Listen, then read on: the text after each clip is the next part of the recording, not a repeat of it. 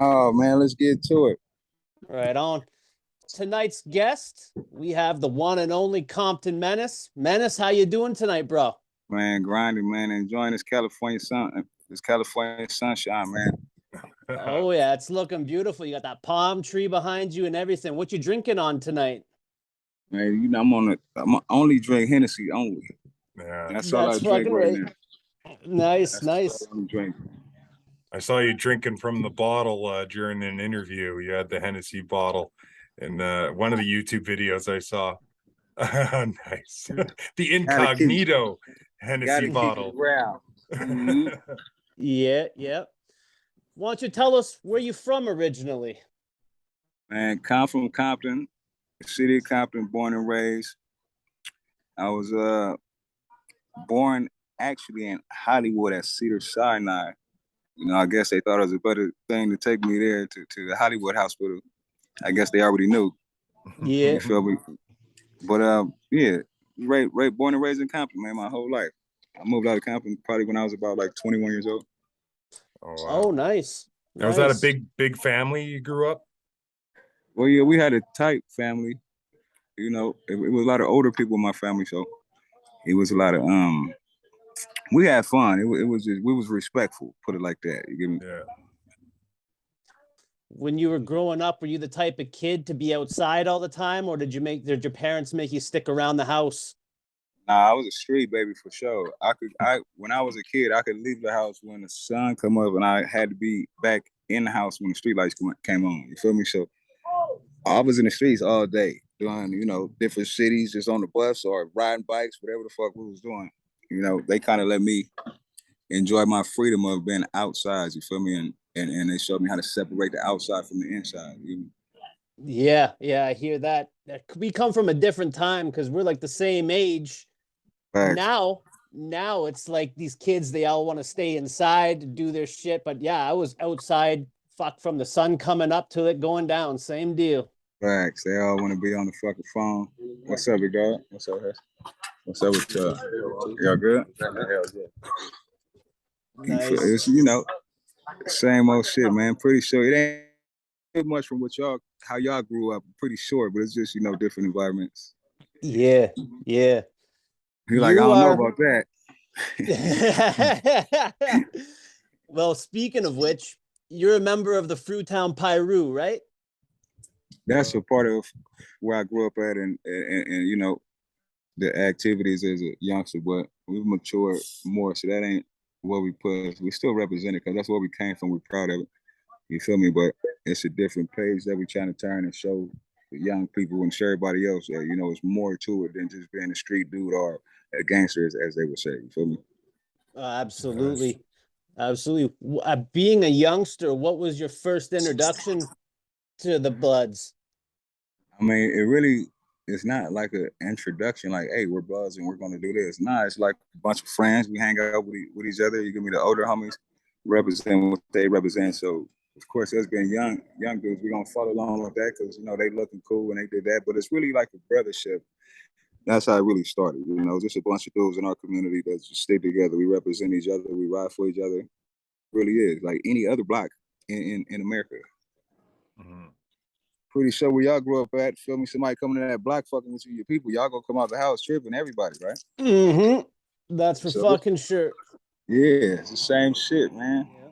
Yeah. So your childhood, I mean, you go by the name Menace. Was that kind of like how you were as a kid? Were you a menace on those streets, or?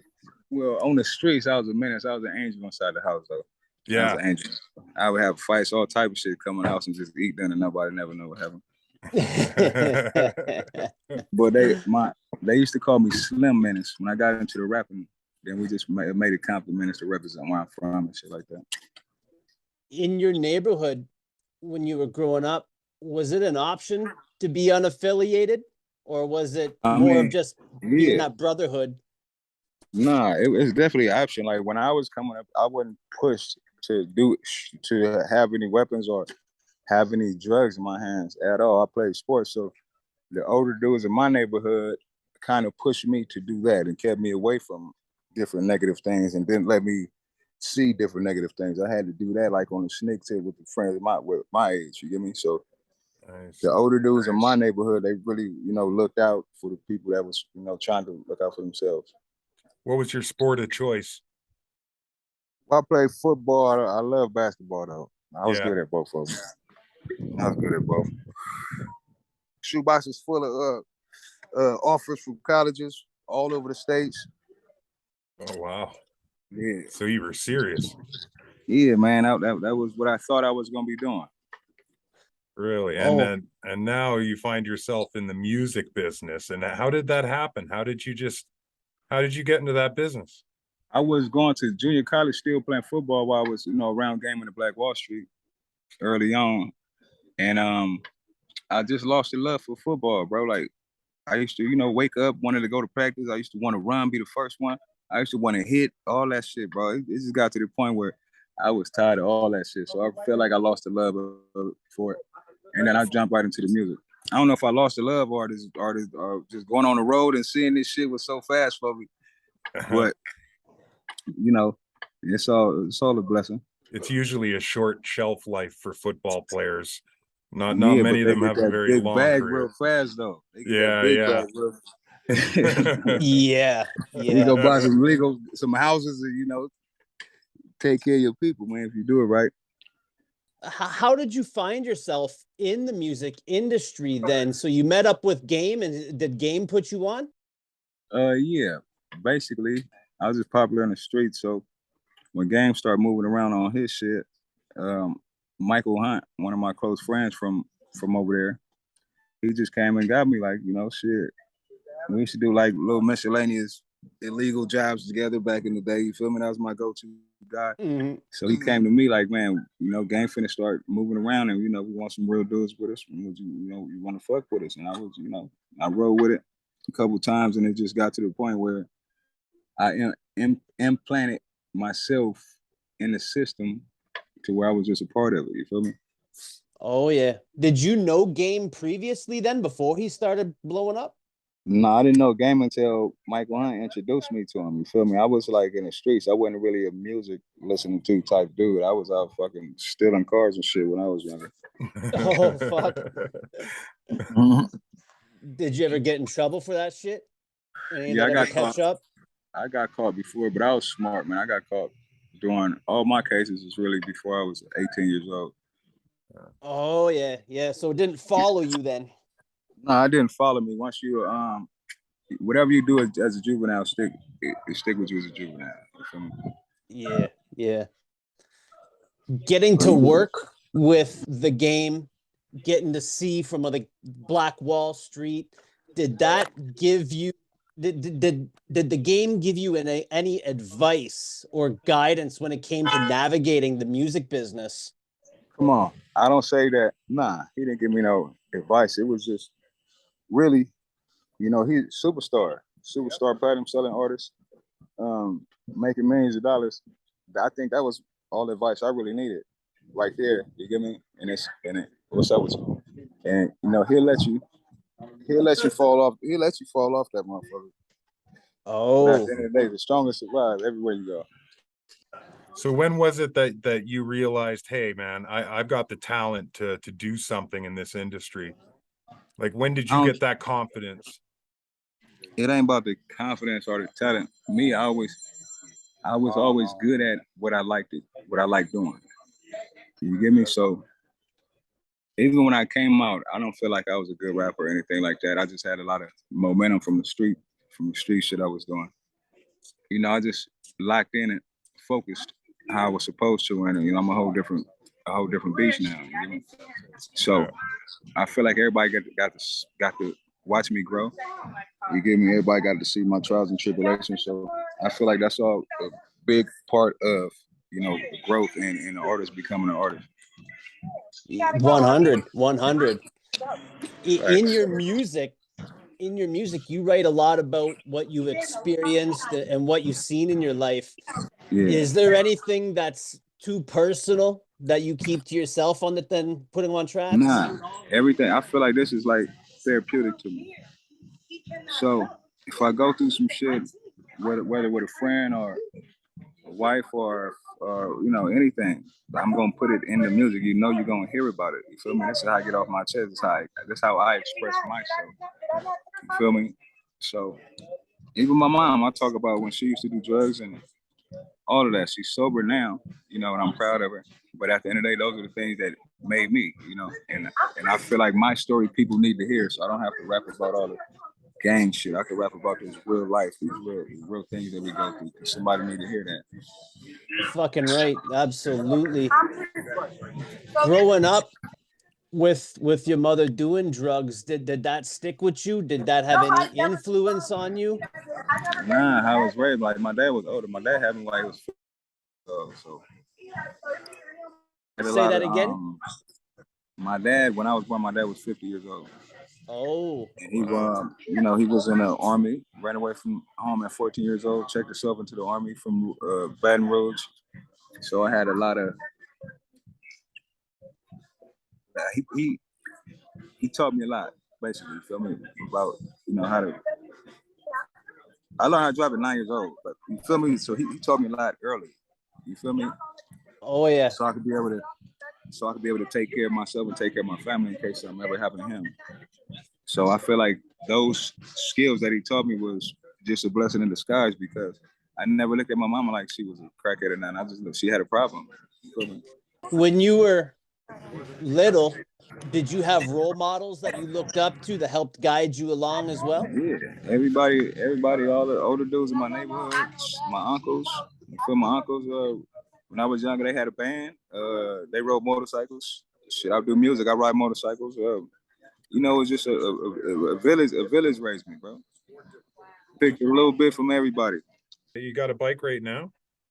Yeah, facts. Nice. You want to see that thing, huh? I would love to. Yeah, let's see it. Let me show you this thing. See. He texted me and I told him. Straight, my boy. Yeah, that's my boy Vin right here too, man. What's the deal, family? How you doing? You give me some Hey, up, man. Hey, man, Right Canada businessman. Bless up, set up with us, man. Support those that support you. Let's get it. Absolutely, man. So here go that beast right here. You feel me? If y'all know anything about motorcycles, this is CVO. So it's one of the top. It's the most high-end motorcycle that you can get from Harley Davidson. Oh shit. Oh shit, yeah. That is a phenomenal ride. Have you had any close calls driving a bike?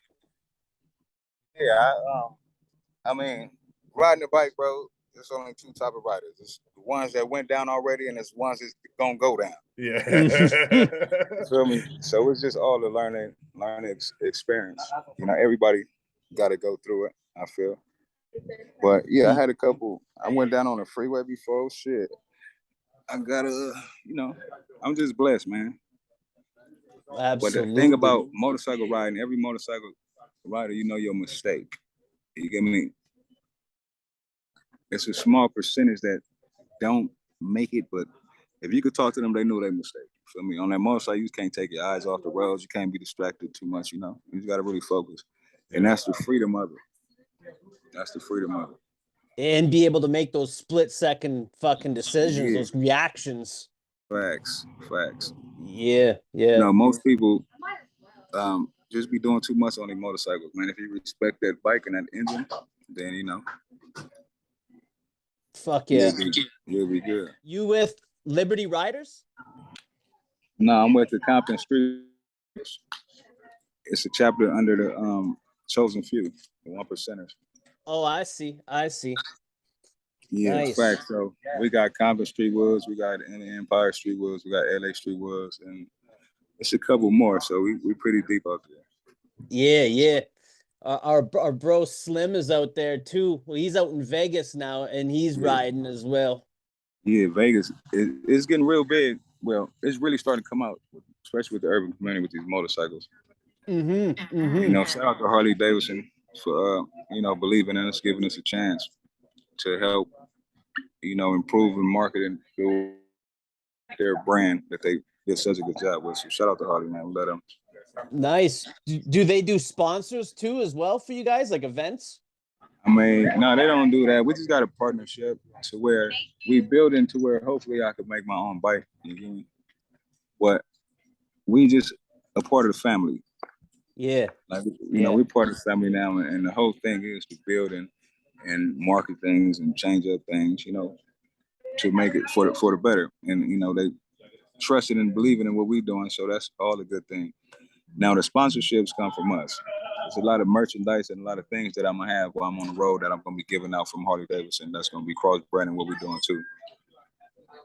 Oh, nice, nice. Going with your label with it as well, too? Well, it was just a personal venture. Oh, I It's see. a personal venture. Just something that's on my bucket list that you know, I've been thinking about for the last couple of years. And shout out to Rania. That's my business partner.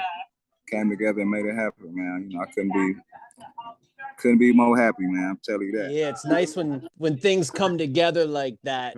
Absolutely. Yeah, everything just takes time. Everything just takes a little time. Yeah, man, it's a cool vibe going on, man. Sounds like it. Cool vibe going on. So you got to get your person. Look at that. Tense. It's my guy right here. I don't know if he went in the chest though, you feel me? Oh yeah. You're acting now. You've been doing the music thing, and then Jay and I we got introduced to you through Straight Outta Compton. Yeah. Yeah, and what was it like making that transition from music to acting? Was that difficult? I look at acting more like my job. Yeah. And I look at like this, rapping is like my hobby, just something I really love doing. Really? But yeah. But before that movie, it was I did like Full Life with my boy Hakeem. That's what really got me into the acting shit. My boy Hakeem here, film director here, dope person. So when I got to that point right there, it was like, you know, just another day at work for me. But I did have to take a break though, you feel me? Because there was a lot of seeing all that big shit right there, you feel me? All that. I had to go take me a little break and go cuss myself out and look at it like it was a show, you feel me? To where I'm going on stage and performing in front of a crowd, and that made it more easy for me, and I, you know, turned up after that. We've heard rumors that your character's getting a spin-off show. Is that something that's in the works? Yeah, that's something we're working on right now. Oh, really? Is it filming? No, we're not gonna film until probably the middle of next year, like towards but we getting everything else in order right now, so we'll be able to take it and get a nice bag from it.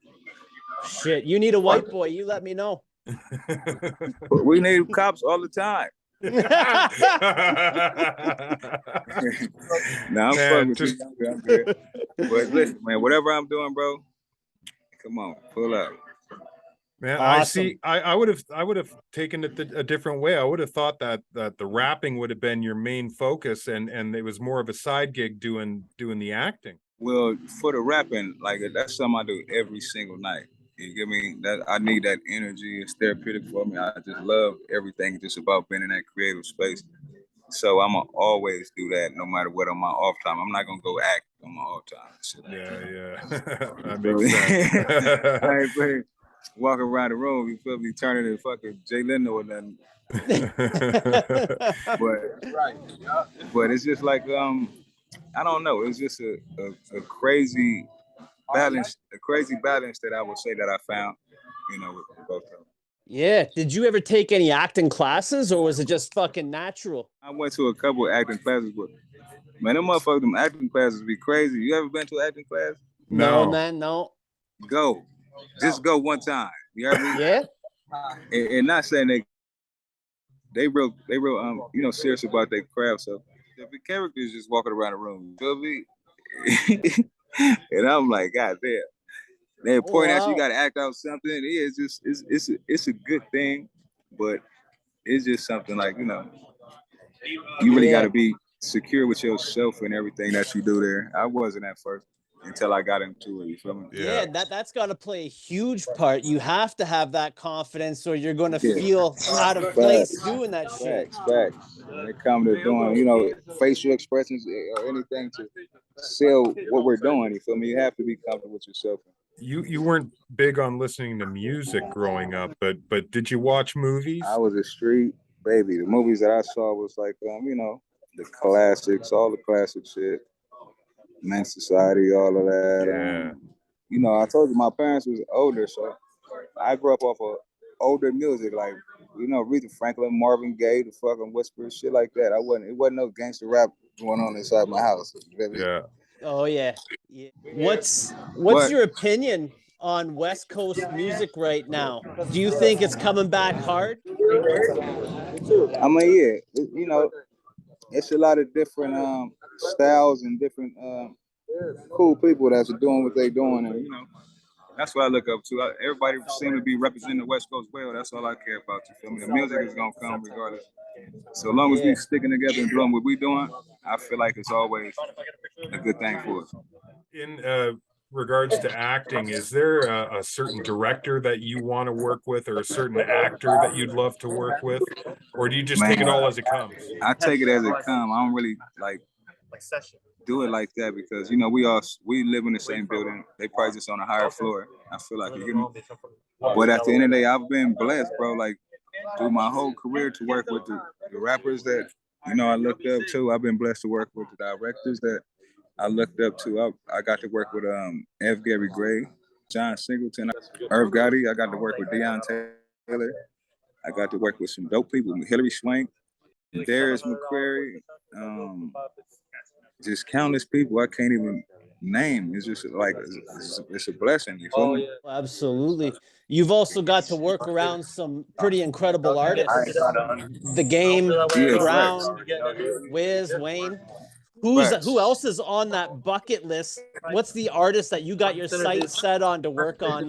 Like, what's your peak? I just appreciate everything that come with this shit. Like I got records with Kevin Gates. You feel me? Like I got dope relationships. It's not just about the music. Like most people that I have music with, like Wayne, Wiz Khalifa, we was fucking around with each other for years before we even got any music done too. Because that's just how I move. Period. Especially with other artists that I fuck with, because this is a motherfucker's job, and you don't want to be, wearing out the relationship with your own personal needs. So I always kept it like that, and we always did music. So it's just gonna come together regardless. That's how I always felt about it. What's your writing process like when you're writing tracks? Are you just in the studio, just throwing stuff out? Or are you writing stuff out on a piece of paper? I call it specific way. I call it writing on the track. I call it writing on the track because it's not freestyle, it's writing on the track. Because I could always say, like, I'm gonna do that over, or I'm gonna do something else. It's like saying it and being able to erase it and, come with something else new. So I call it writing on the track. That's the experience with me. You gotta be there to see it, man. It's unbelievable, I would say. Give myself a pat on the back for my work ethic. As you should. Yeah.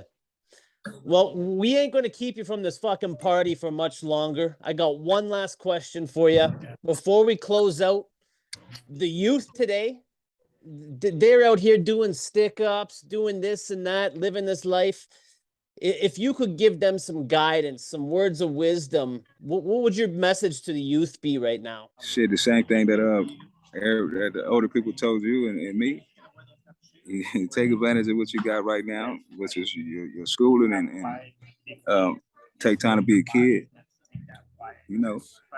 Everything else come with it. I can't really tell nobody how to do, because I had to find out through life on, which way I wanted to go, because everybody got choices and options. But I would just tell the kids to stay a kid as long as you can, and make sure you go to school, at least get you a foundation. Yeah. Foundation, some type of knowledge and know-how. That's perfect. And before we go, is there anything that you want to promote?